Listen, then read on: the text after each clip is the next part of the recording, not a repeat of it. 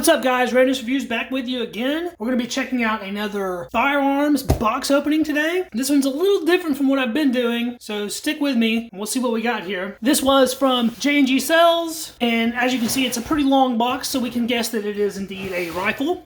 Go ahead and cut this open. Looks like the box is not only taped shut, but it's also glued shut. So we might have to just pull it out of one end. And we have a box within a box. This internal box is quite a bit smaller. And this one is only taped, so let's cut this tape right fast. All right, let's open this thing up.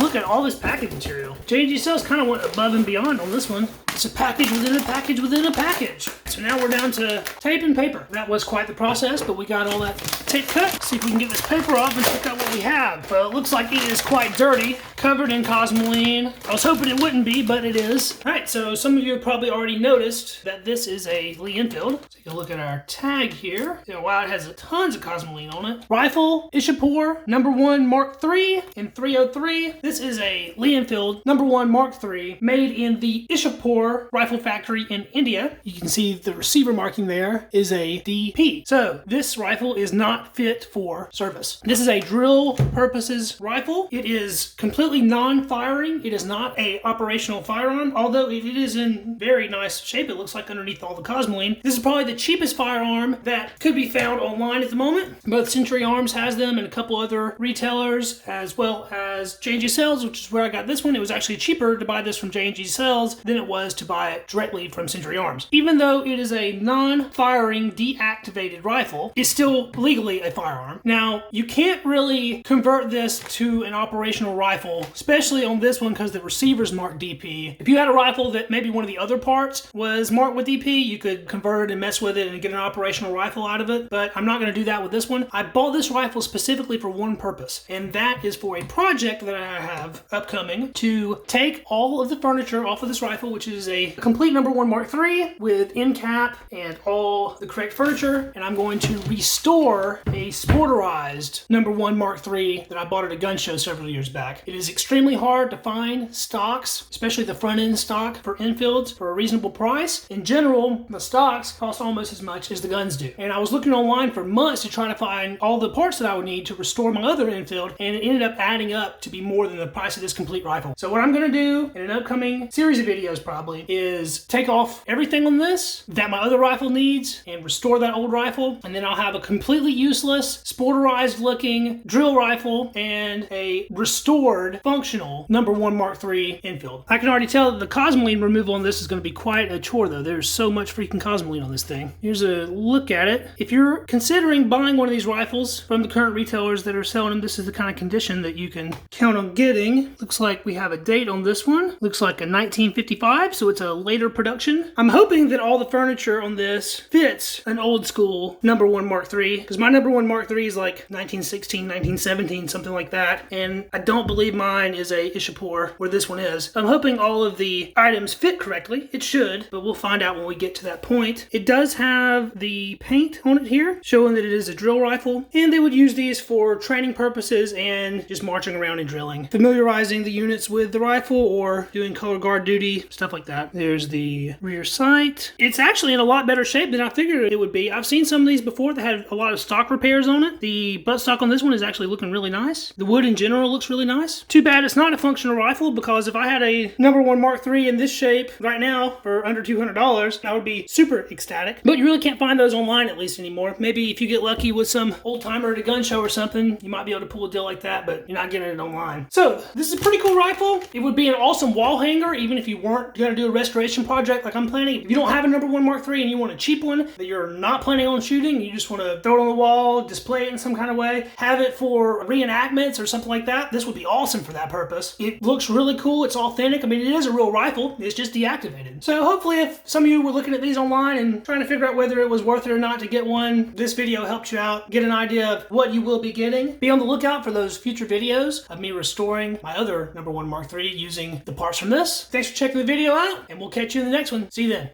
Peace.